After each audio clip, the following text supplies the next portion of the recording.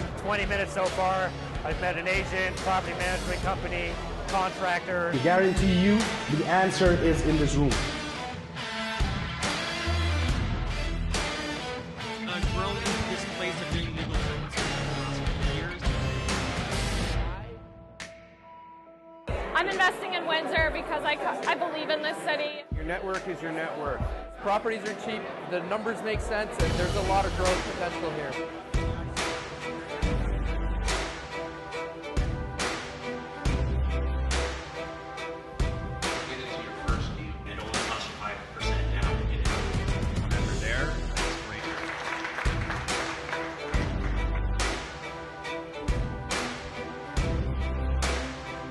Okay, guys, ladies, welcome to Tuesday Talk Series, something new that we're starting in the Wind City Investors Club. Thanks so much for joining us. We had to move things around a little bit where we used to have physical meetings, for those of you who don't know, but I think this is so much better because now we can actually have a panel of experts who don't have to make the trip out to Windsor, but we can still pick their brains, and we can actually have a question and answer, a live question and answer session.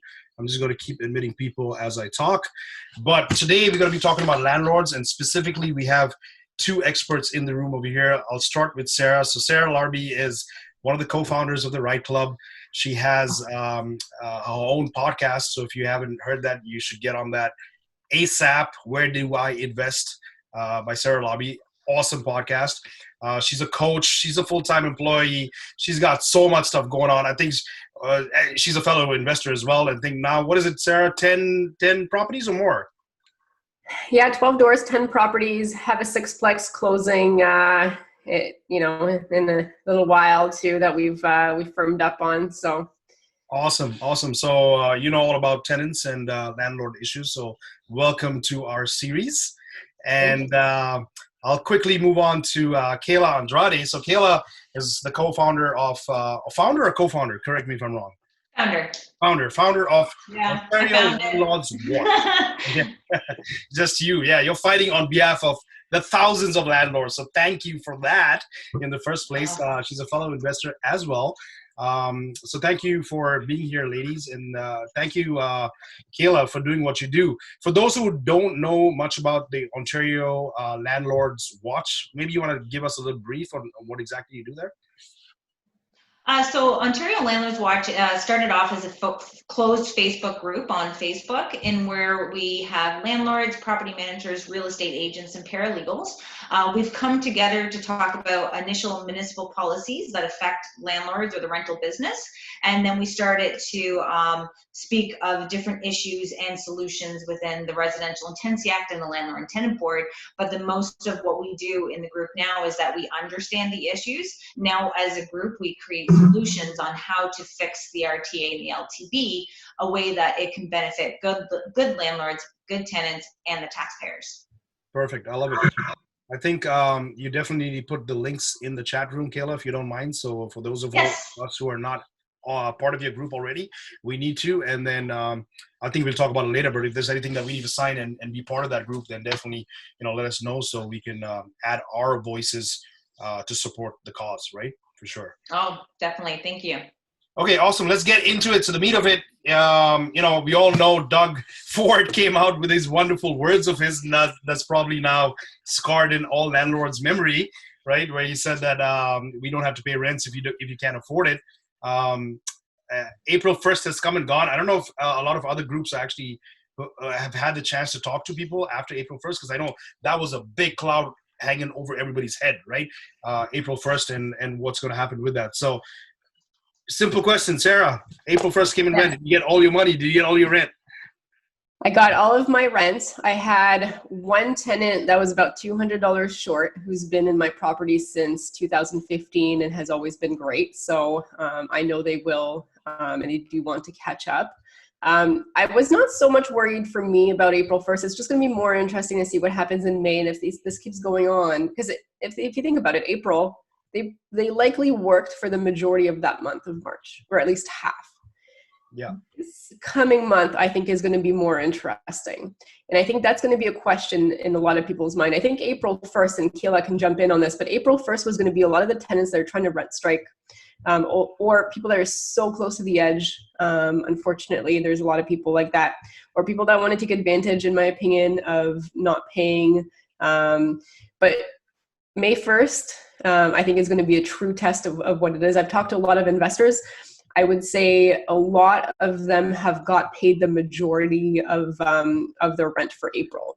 There are a few that just didn't get paid for different reasons. I think there's a process ahead of time that you want to do, and this is big on communication and just making sure that like you don't find out on April 1st that your tenant can't pay, but you take a step back. And I would say mid-March is when you start talking to them about it, right? And then just keep checking in. Just like for May, start checking in. Don't wait for May 1st to happen and then for you to find out. Start working on something now.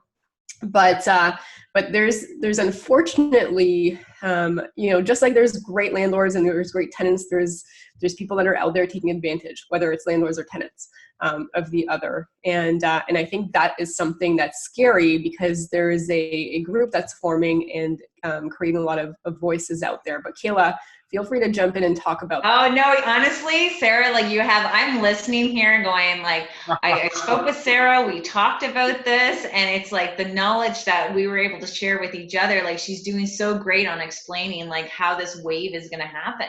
And that's where everyone in the media is yeah, what's going on for April 1st? What's going on? It's you know what? We're going to have a wave of people who want to abuse the system taking advantage of April 1st. We're going to have people who are just strapped for cash, realizing everything's closed, taking that opportunity to feel the panic and the fear of not knowing when your next dollar is going to come, and they're going to keep their money. They may not want to, but they really don't know. They have no one knows right now. So when it comes down to them being April 1st, and then the second month, you're still going to have those people. Plus, you're going to have people making partial payments, the ones that really want to try to pay. And then the next month after that, those people who really want to pay, now it's getting those chunks of installment payments are probably going to get lower and lower till it's no rent at all coming in. And this is when you're going to see the potential of landlords who don't qualify for deferred mortgages. They're going to start falling off like flies. Yeah. And this is the way that we lobby the government is to talk about how they need to respect the small and pop operation landlords in order to protect their current housing stock now and for the future. So there's got to be BC, they got it. They got a rent subsidy ready to go, at least $500 plus other type of revenue that's going to come from the government. And then Canada, we have them Justin Trudeau, don't worry about being kicked out because it's not going to happen. Everything's on hold.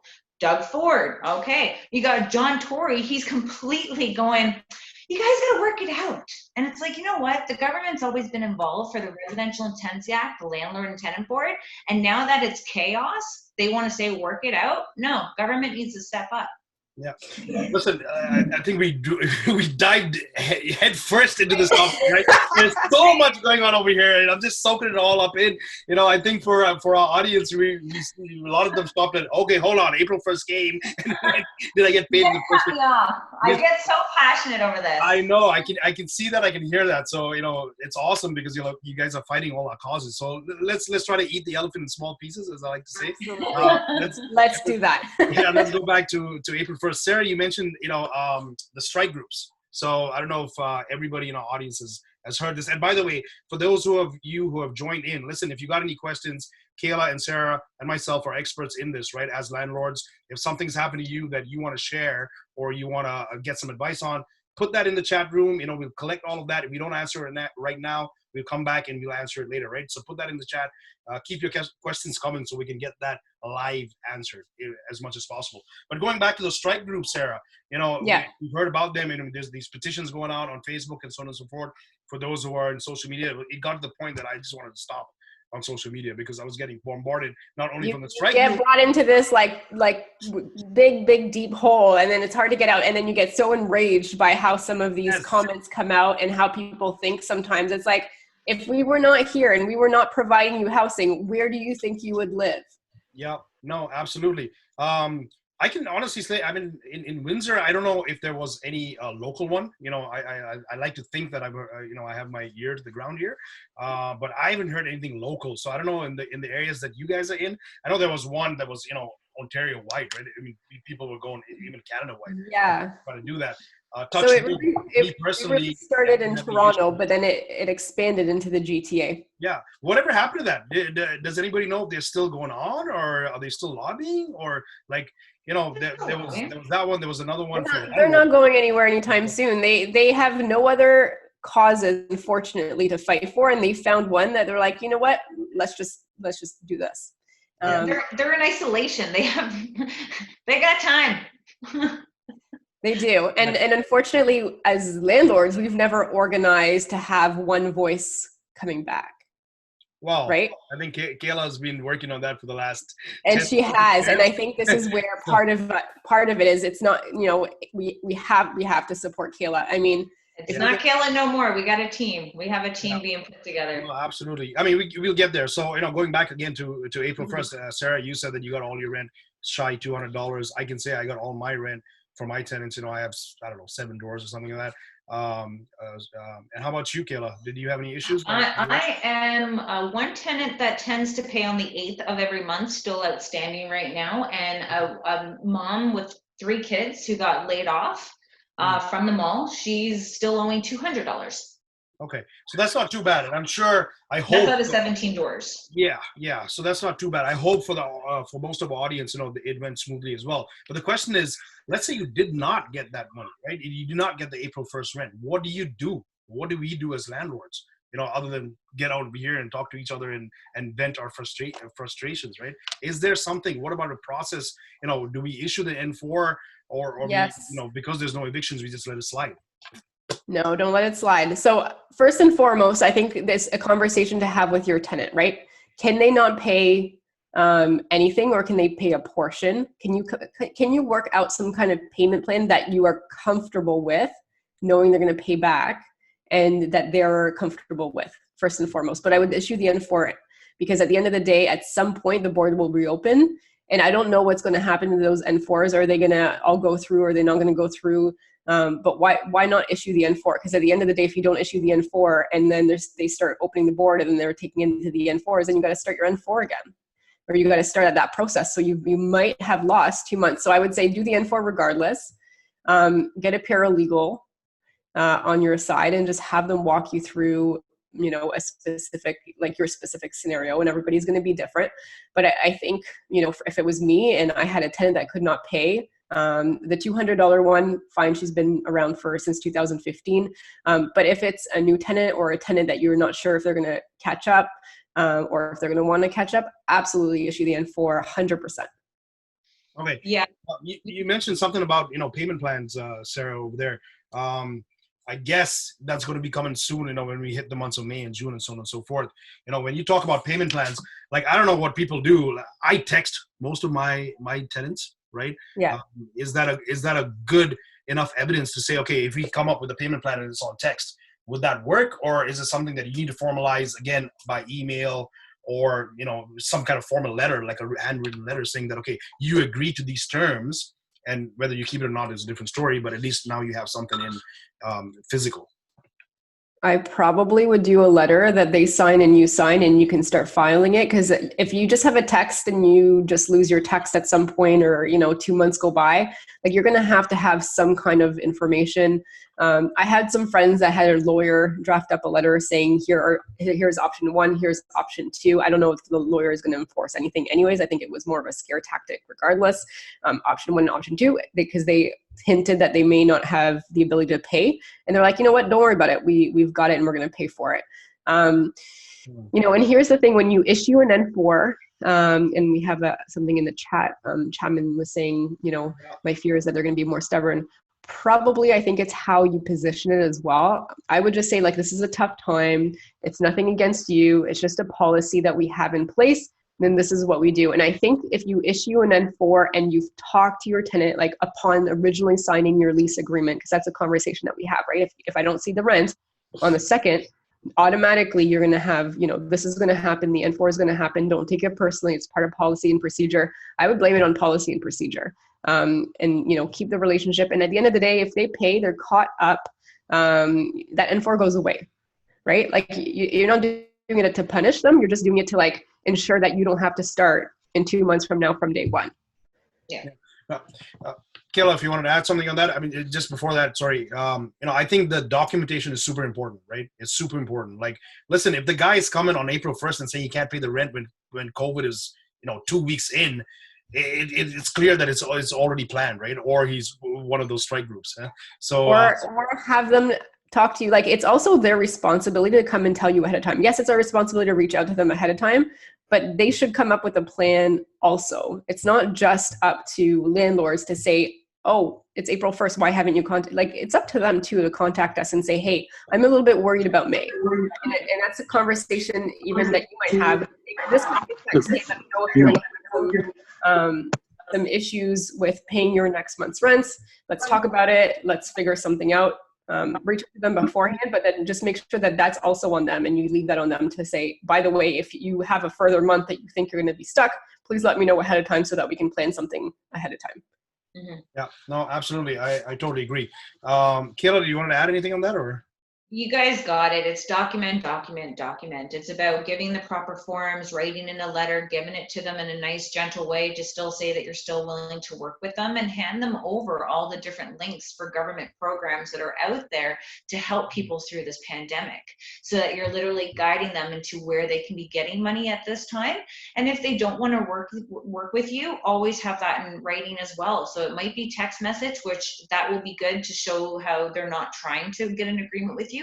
And some of them will start to not like the payment agreement, because once they put it on paper, they're like, no, they feel more pressure that they have to do it, and it's more legal and binding. So a lot of them will probably just want to just do it through text, but either way, it's just, you can still use your text messages and the interaction that you're having with your people at the board, but show that they haven't wanted to work with you if that was the case. And that's what we're hoping to bank on when everything does get open up and you can issue these type of applications. And if you're still having to issue, noise complaints or any other, safety issues with your tenants, and like keep giving those type of forms as well, because we don't know how things are going to open up. Yeah. No, absolutely. April is gone and now May is coming, and that's the next big toll gate, I think, for most of us to say, okay, we passed that, then that's another month gone, right? Sarah, you mentioned about communication. I think communication is super important. We posted up a sample letter on our Facebook group, giving the links to the government programs and the government aids that I shared with my tenants in March. So do you have like a date, or do you have like a set thing, or do you pick up the phone and you call every single one of them, or you text them? What do you guys do? What's the best practice here? Yeah, I mean, a lot of my tenants, I start with texting. If there's no problem, really, ultimately, like I avoid email unless it's something that's more formal, and all of them so far in April have been fine. Or for April 1st. So in 2 weeks, I'm going to do the same thing. And then if there is some concern, then I'm going to say, okay, let's try to work out a payment plan. Here's the thing. And I will say that it comes back down to screening your tenants in the first place and really picking the right ones that you are comfortable communicating with for years to come, because a lot of them are not moving out for, years. Some of them are going to be there for 5 years. So do you feel comfortable communicating with them? And so I think, that screening process is like probably the most important, so that you do have that good communication moving forward. Unfortunately, this is a time where, or fortunately, if you were a good landlord and you've respected your tenants over time, this should work out in your favor right now. Mm-hmm. If it's the other way around, I'll tell you, if you delayed basic repairs, necessities that need to be fixed, your tenant might say, you know what, I'm going to take a little bit of advantage here, because unfortunately they can. So the relationship starts from before you even give them the key to your property. I am adding a few key screening measures to my screening process moving forward. Wait. We'll talk about that. That's for sure. We gotta hit that note at the end. Okay. Definitely. But going back to the messaging and the communication, definitely, I think, May is coming up. You got at least another week before you start that communication. A lot of people, I think, are fearful. Like, you get the place tenanted and you get paid every month on the first of the month. You just lose communication with the tenant, right? Who's been there maybe 6 months, maybe a year, maybe 2 years, whatever. And you think everything's hunky-dory. But I think now's the time to pick up that phone really and call your tenants. And just a simple like, hey, how's it going? Are you guys safe? Everybody's healthy. What are you guys doing to pass the time? So yeah, of course. If you haven't talked to them for a while, yeah, pick up the phone and call them if it's been a while, for sure. Yeah. Kayla, I got one for you here. I had a few acquaintances or people in my network, giving me feedback saying that, what the tenants are saying to us is that, oh, you got your mortgage deferred, so that means we don't have to pay rent. What's the answer to that?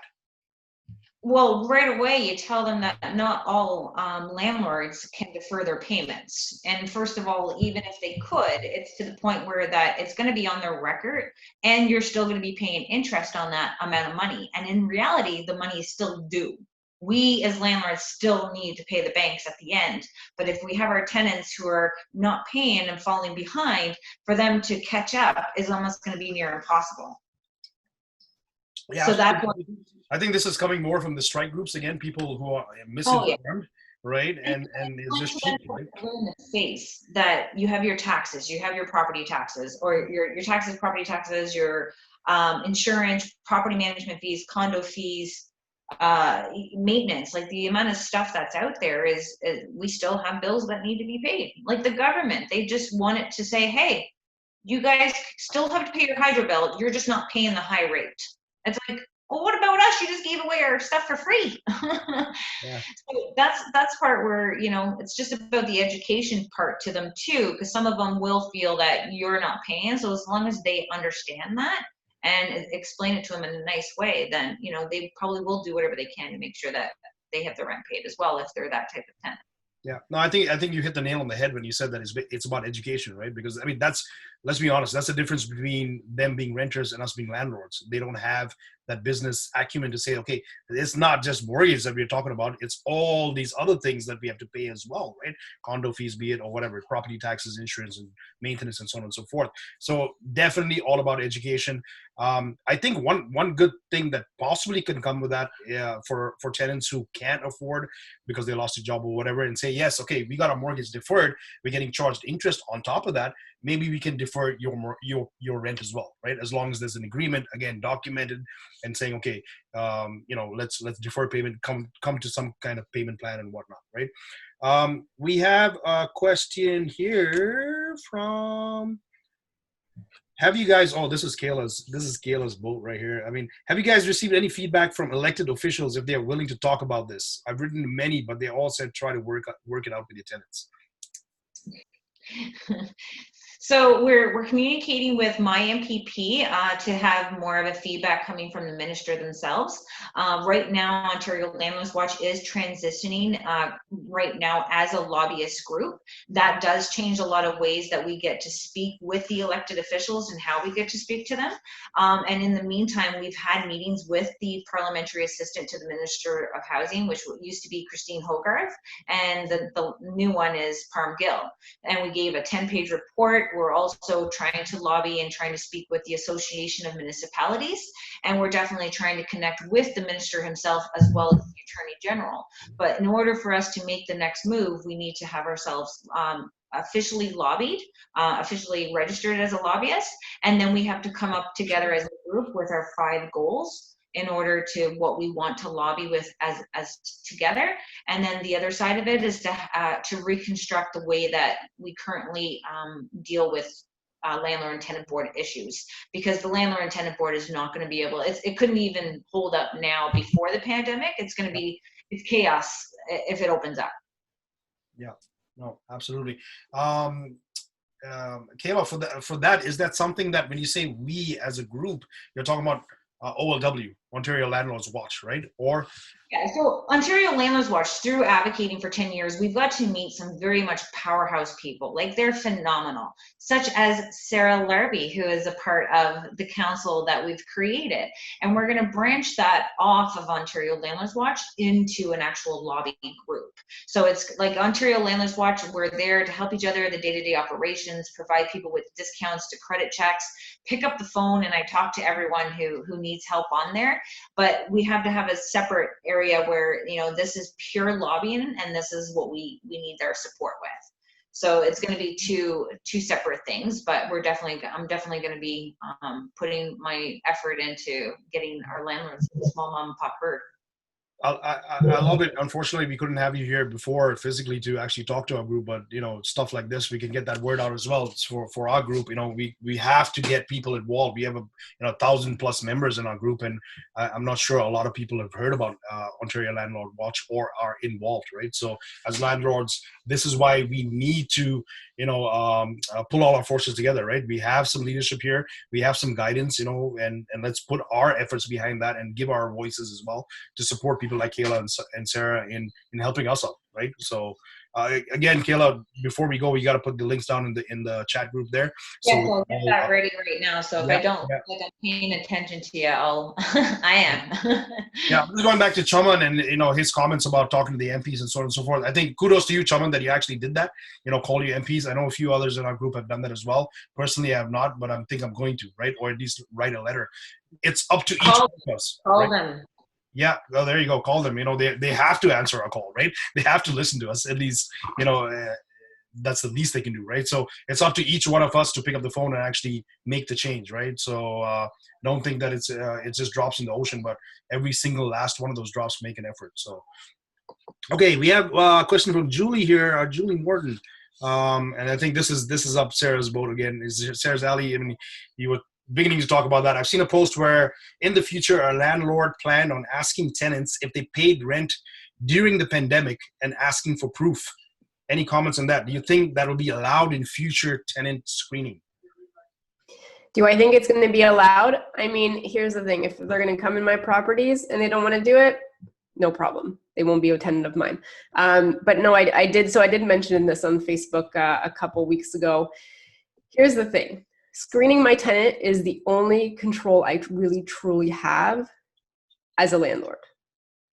So I am taking that as the most important part of all of my real estate investing and everything that I'm doing, because that can make or break the whole entire investment, right? If you mess up a little bit on a burr and you're over budget, time will fix that.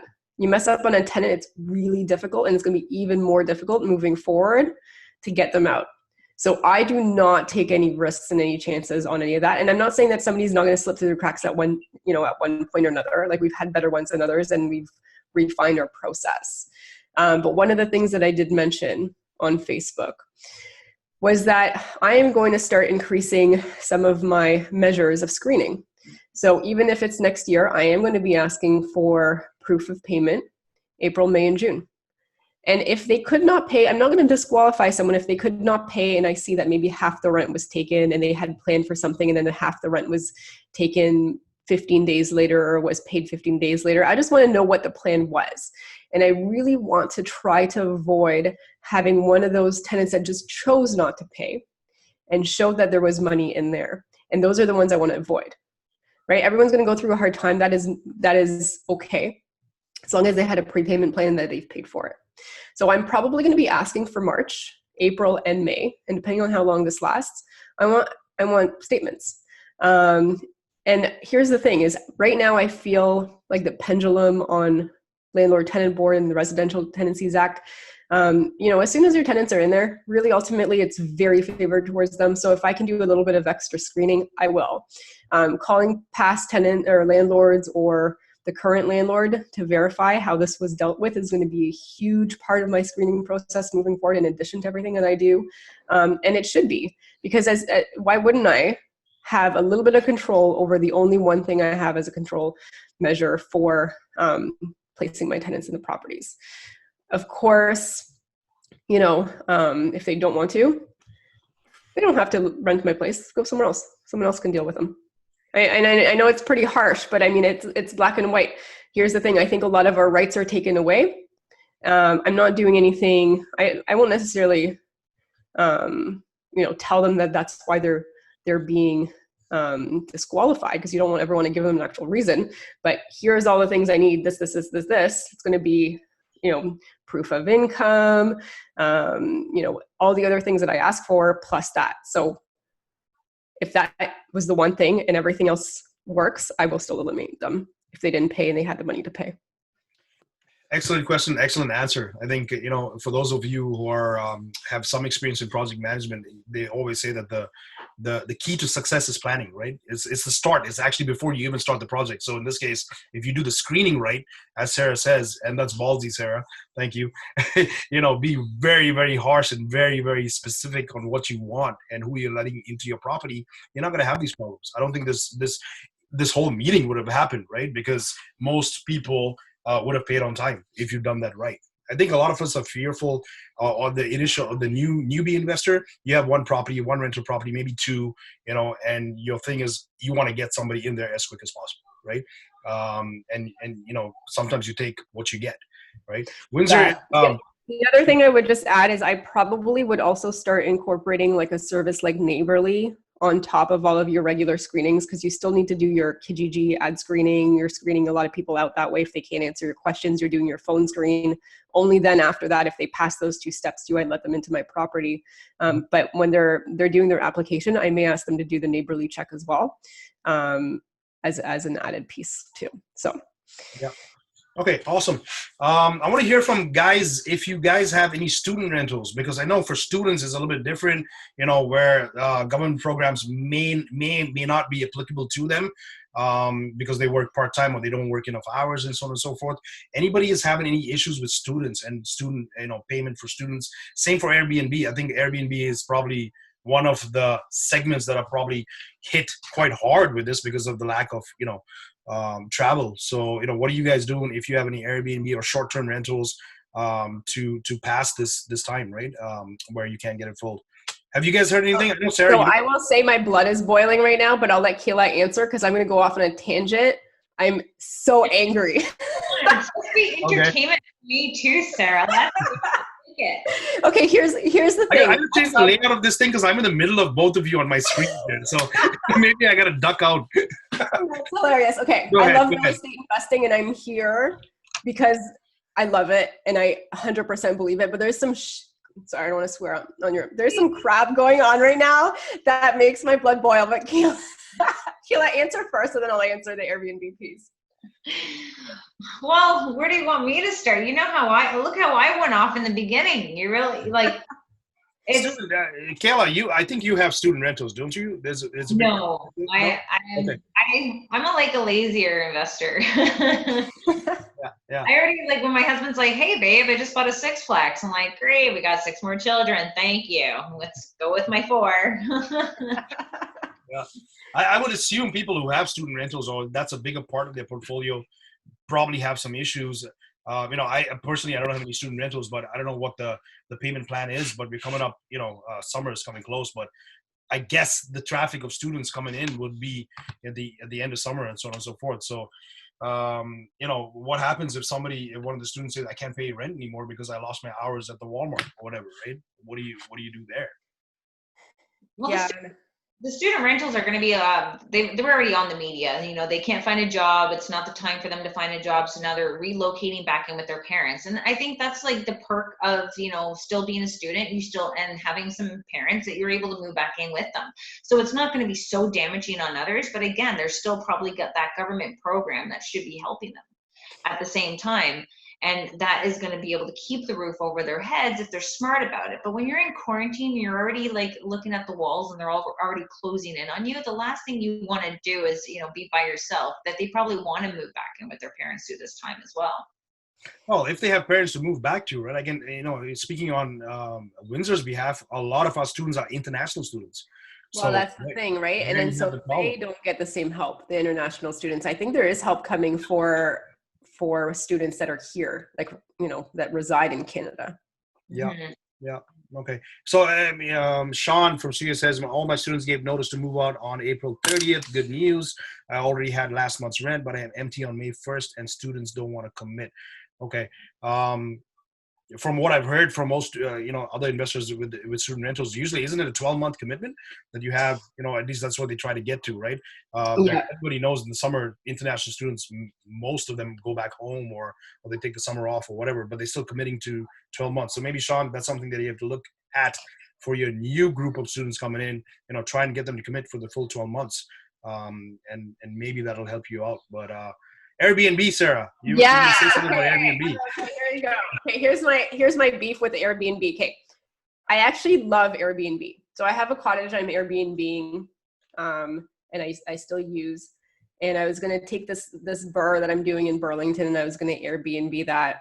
I love Airbnb, and I actually really like how they treat their clients. Like, I was reading on Airbnb, like this was like 2 days ago, on their site, if you are a super host and you have like 1 or 2 properties, not more, and you can show that you're losing income, there's grants that they're going to give out, like $5,000. You don't have to worry about paying it back. You just apply. And then I don't know many millions they put into that. I thought that was really cool. And that is a good way to thank your customers for using your service. I think that's awesome. So recently, since then, like as of like today, Ontario has banned Airbnb in short term, and they are going to fine us $100,000 if they see us breaking those rules for short-term rentals. How dare they, first of all, tell us how to run our businesses to that extreme? But it really makes me wonder, and this is just my theory. I'm not saying this is true. I know here's the thing, okay? I'm very blunt. I'm very realistic. But at the end of the day, and I will say, like, I hope everybody stays healthy. And like, of course, this is like something that we need to get over with. And I feel bad for like anybody who knows somebody that's got COVID, because I have friends that have got it and it doesn't sound fun. So aside from that, here's where I'm thinking. All of a sudden, Ontario didn't like Airbnb. We know Toronto didn't like Airbnb. There's always been issues with back and forth, right? Hotels versus Airbnbs, long-term rentals versus Airbnbs. And then all of a sudden they say no more Airbnbs. So I don't know if they think this far ahead, but as an Airbnb host, would you say, crap, what am I going to do with my property? You're either going to sell it, or they might hope that you're going to put it as a long-term rental. So are they trying to secretly add long-term rentals that are more affordable, as people are going to be like, crap, I need to save these properties. I either have to sell at a loss, make it more affordable to buy, or I have to rent to increase that rental stock. So it just makes me wonder, is that truly because people are sick? And I hope so. I hope that that's the only reason, and that they're not trying to come up with something else, behind the scenes of like trying to increase the amount of long-term rentals because there was already a shortage. Sarah, that's the reasoning. That is the reasoning. You know it. I mean, look, I'm not pointing fingers. But it's weird, and it's weird that it's $100,000 fine. Like, why do you want to charge? Like, that's a bit steep to begin with. Mm-hmm. Why? And then it's like 10 million or something stupid for like a business doing it. But like, we pay taxes on them.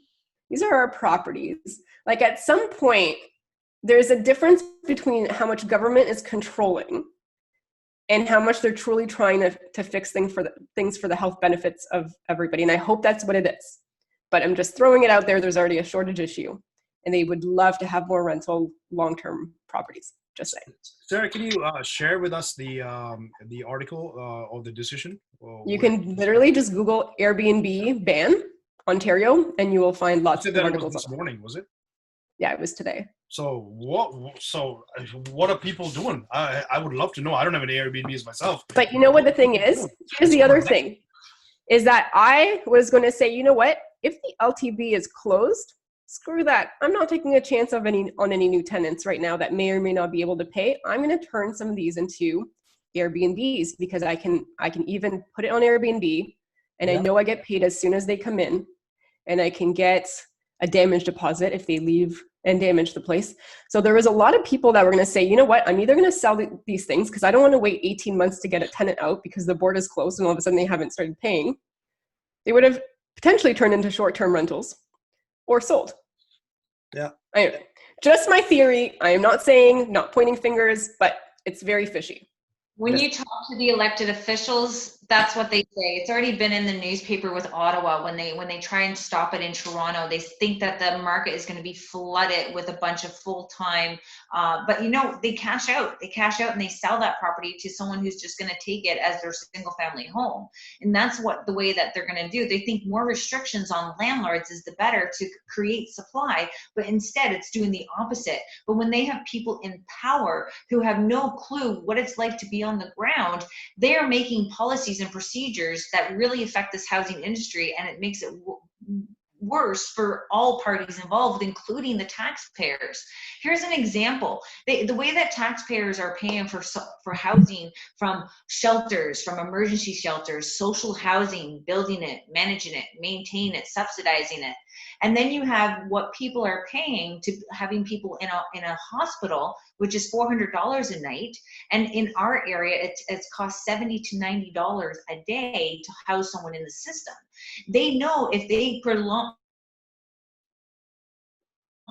an eviction process, this is less time and money that needs to be paid by the government at having these people into shelters and emergency shelters, because taxpayers pay for people in homeless shelters to go into motels. So we pay service managers $96,000 to start just to take on claims and people's situations. The amount of money that's being wasted from our government is ridiculous. They want to take provincial, federal, and municipal funding to create 48 units in the region of Waterloo.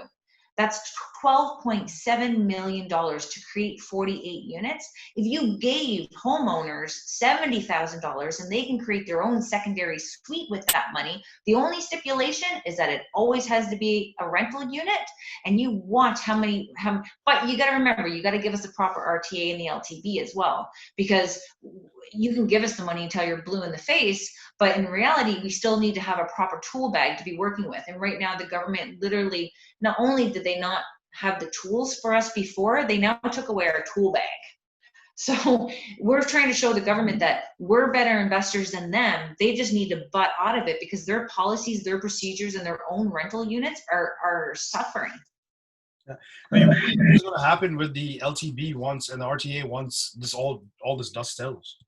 Like they were, as you said before, Kayla, it was backlogged already before COVID-19, and now if people don't pay and we file the N4s and so on and so forth, there's going to be a backlog for years. What's going to happen? I just don't know. I don't know. It's going to be a heck of a time for investors, and a lot of people are unfortunately not going to see the benefits of continuing to be landlords, and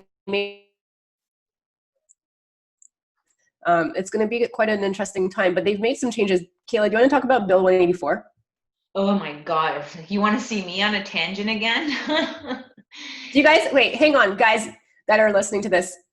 Just let us know, do you want to hear this kind of stuff, or do you want to hear about I don't know, the BRRRR strategy, or how to do renovation? Oh, hey, listen, the topic of discussion today is landlords. It's about the new investor and collecting the money, right? And how we're going to handle the COVID thing, right? So there's a lot of, we can go on and on and on for sure. Hey, you got, keep it coming. No, this stuff is fun. All right, Bill 184, can we talk about that? Really quick, Kayla. So Bill 184 was created after the elected officials had went around to multiple different landlords associations, did a consultation with them to state what are the issues and what are your solutions. After that was done, they created Bill 184. The initial brief of what we can get from Bill 184 is that they really put in a procedure to handle landlords who are abusing N12 and N13 notices. So that would be for taking it over for your own personal use or kicking someone out for a renovation. If I'm talking really fast, I apologize. I talk to 1,000 people a day, so it's crazy. So now that I talk to too many people, the phone, I feel like I'm like this all the time because it's the way that I talk. But anyway, so Bill 184, they really talk about the N12 and the N13 on landlords abusing it and what the fine would be if you were caught doing it unlawfully.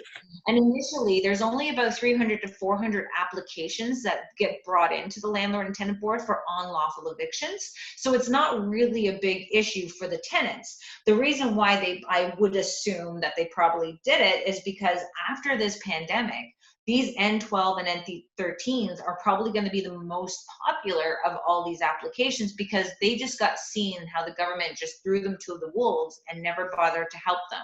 So why would I help and provide a necessity such as housing? So now if you're caught evicting someone unlawfully, it used to be 25,000. Now it's gone up to 50,000. And for a corporation, it's 100,000. It used to be 100,000. Now it's gone up to 250,000. So now if you are filing an N12 or N13 notice, they're going to keep a database at the Landlord and Tenant Board of you filing that application because they want to keep a track record on who's actually abusing it. And the only thing that was really good on the Bill 184 is that if you're giving a rent increase out and it's above the guidelines and it's illegal, if the tenants don't say anything or fight it within that year, that becomes the lawful rent. We suggested mediation before the Landlord and Tenant Board and in a part where a lot of cases can be dealt with instead of being heard by an adjudicator. And Bill 184 just threw mediation into a mess. They just added it. They didn't take away and then allowed the mediation to kind of counteract. They just threw it in there. And they also took water billing. So normally if you are a landlord in certain municipalities, you're now going to be responsible for your tenants' delinquent utility bills. You normally have to go to the board for an eviction for interfering with you, but they can't help you collect. You have to go to small claims. They now want to allow landlords to take their utility bills and bring them into the Landlord and Tenant Board.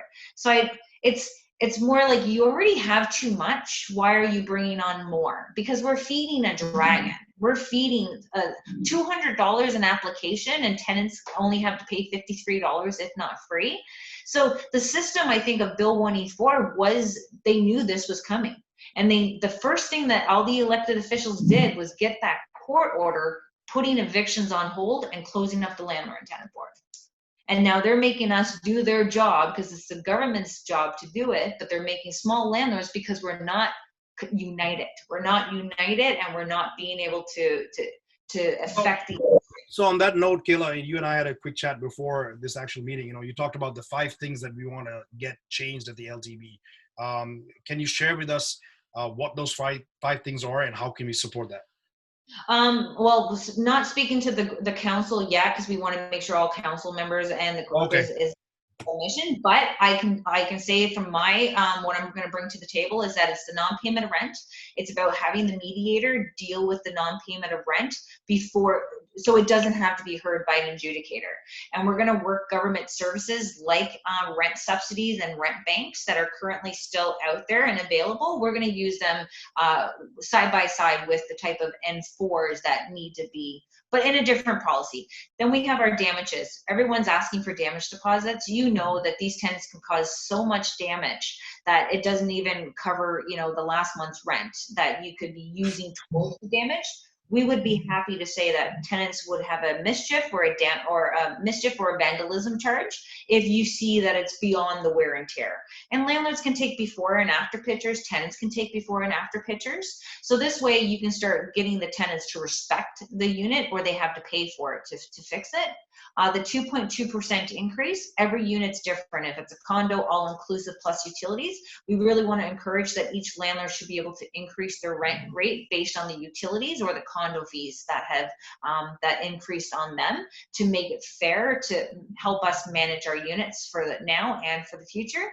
And a late fee. We're the only business out there that can't charge interest or a late fee based on tenants not paying. And the overall objective is really streamlining the Landlord and Tenant Board process and getting more education out to the landlords and the tenants, mediation, and allow us to simplify the fact that we have an issue, it needs to be dealt with quickly so that tenants know that housing is your number one thing that you need to be taking care of and the government needs to support it. Perfect. I love it. Listen, guys, you can feel the passion from Kayla about this. Join her group because these are Kayla, if I understand right, it's not passed by the council. This is what you want, but there's going to be the 5 changes that we're going to be discussing, right? Bill, that those five, that's what I want. Bill 184, it's only went through its first read, so it still has to go through 2 more readings, and the second read is supposed to allow public consultation to change Bill 184. But based on the pandemic, I think Bill 184 needs to be scrapped, and we need to have a different bill being presented. Yeah. Okay. So I think, again, guys, we can sit here and talk all night about it, but we don't have that, unfortunately. I think you guys got to go and join Kayla's Facebook group there, the Ontario Landlords Watch. Let's go back to COVID-19 and landlord issues and, what we're doing here. There's a couple of things I want to discuss. Actually, one of the things that you mentioned when you were talking, Kayla, was about rent banks.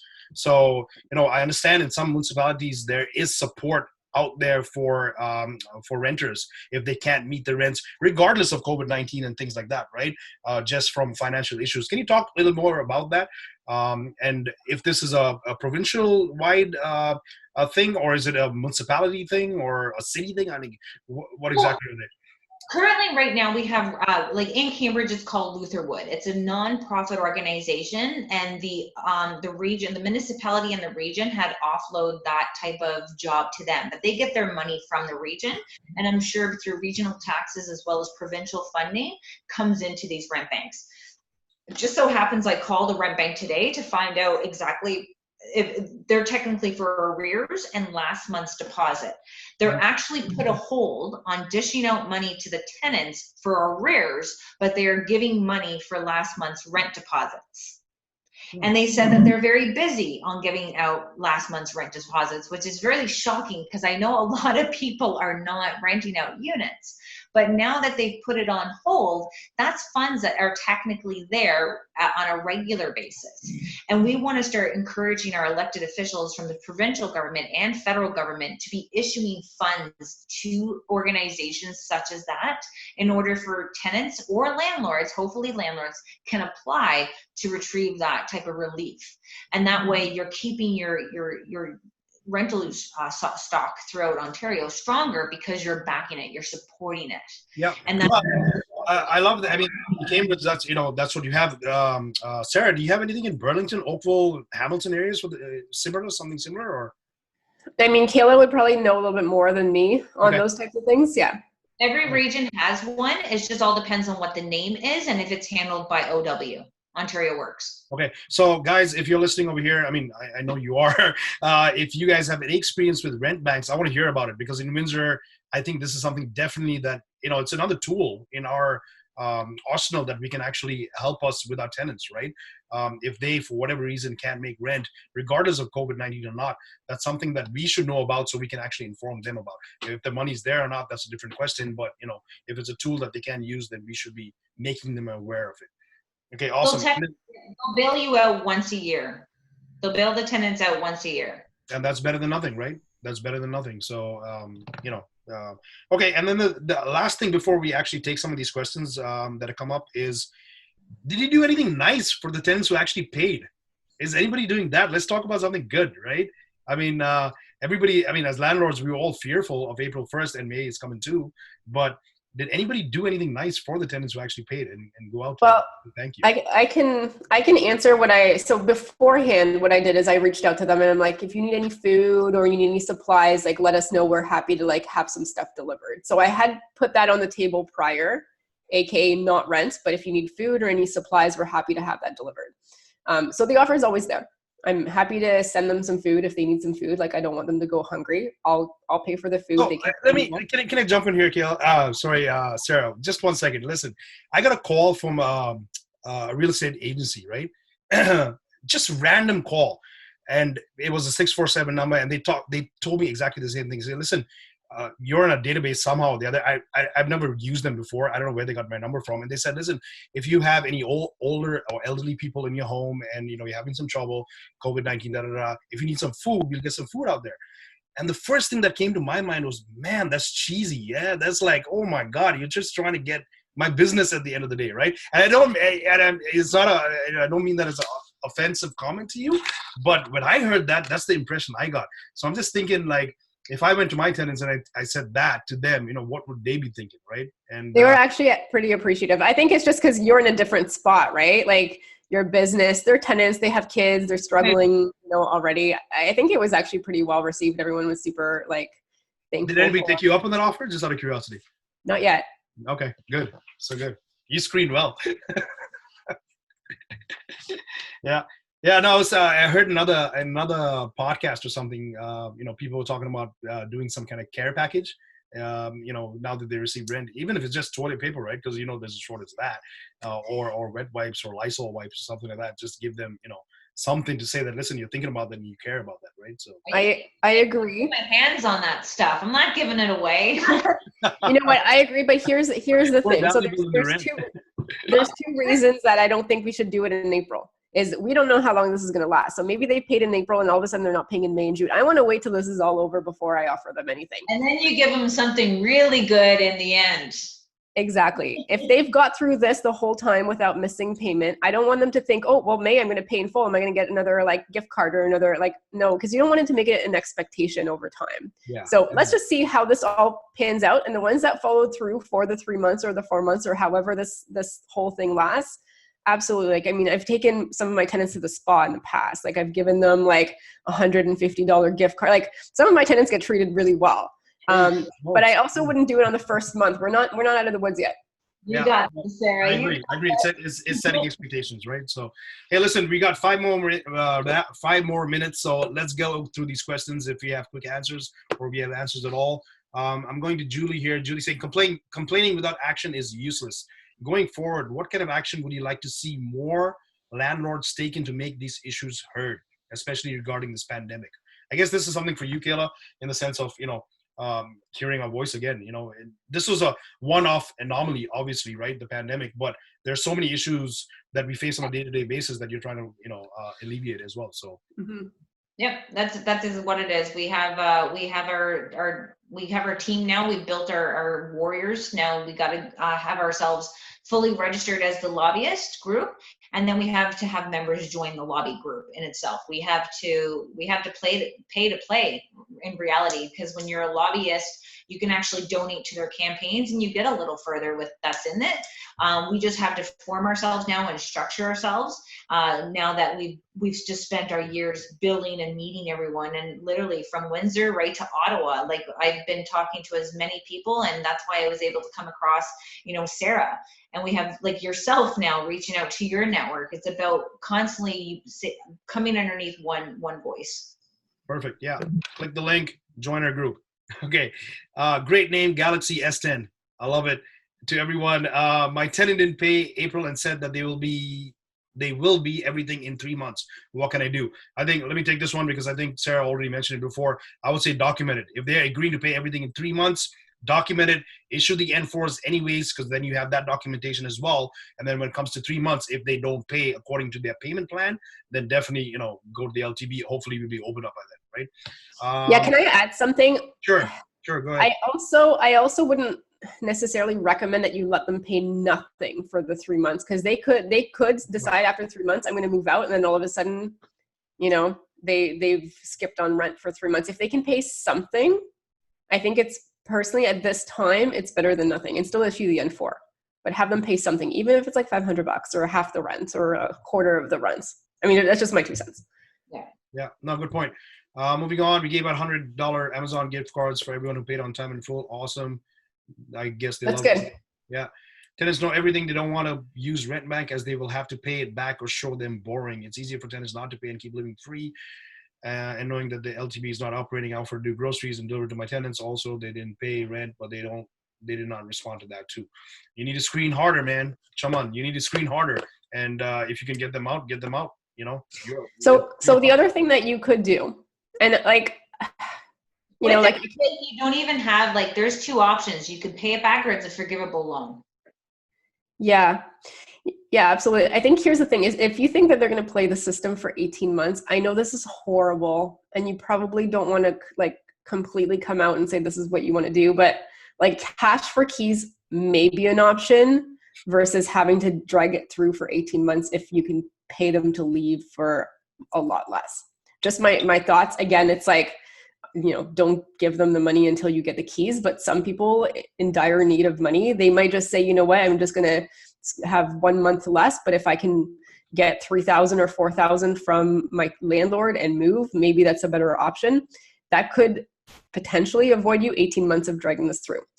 If you've got a tenant that's going to be paying and you know that they're going to be paying, don't do it. But if you're like, this tenant is going to use the system, it might harder in this environment, eh? Because the rental stock is so low as it is, but now people are not moving or don't want to move. You can't get evicted, so it's harder. But yeah, definitely. I mean, I would use all the tools in the bag, right, to get them out. So definitely. Listen, we run out of time. Shaman, I know you have a lot of good questions. You know, we'll try and answer them offline somehow. But I want to thank Sarah and Kayla for coming on and sharing their thoughts. And you guys are very passionate about what you do, like most landlords. You know, we'll try and support you as much as possible. I think we're definitely going to have you guys back because it's so much fun talking to you guys. And next time I won't be in the middle of this. I'll change my screen somewhere else and you can just take over. Thanks so much for coming out, guys. Everybody who joined on the meeting, live, and then we're going to post it up as well. Thank you for coming on. Tuesday talk series. We're going to bring a lot of people on here, experts, to talk about it. Next Tuesday, we're having Mark Baltazar. We're going to be talking about multifamily or bigger multifamily. How do we get into it and what COVID-19 does for investors who are into bigger multifamilies. How do they handle that? So another great conversation to be had. We're going to be talking about Windsor and the statistics of Windsor. That's something that I do every Thursday as well. So join in, register, and come on back. Thank you. Have a good night. Stay awesome. safe. Thanks very much, guys. And stay away from each other. If you guys want to reach out, feel free to reach out anytime. Happy to answer any questions. Thanks, guys. Have a good night. Bye.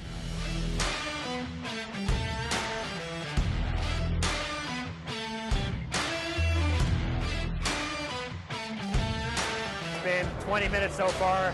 I've met an agent, property management company, contractor. I guarantee you the answer is in this room. Grown into this place of doing legal tenants for the last few years. I'm investing in Windsor because I believe in this city. Your network is your net worth. Properties are cheap, the numbers make sense, and there's a lot of growth potential here.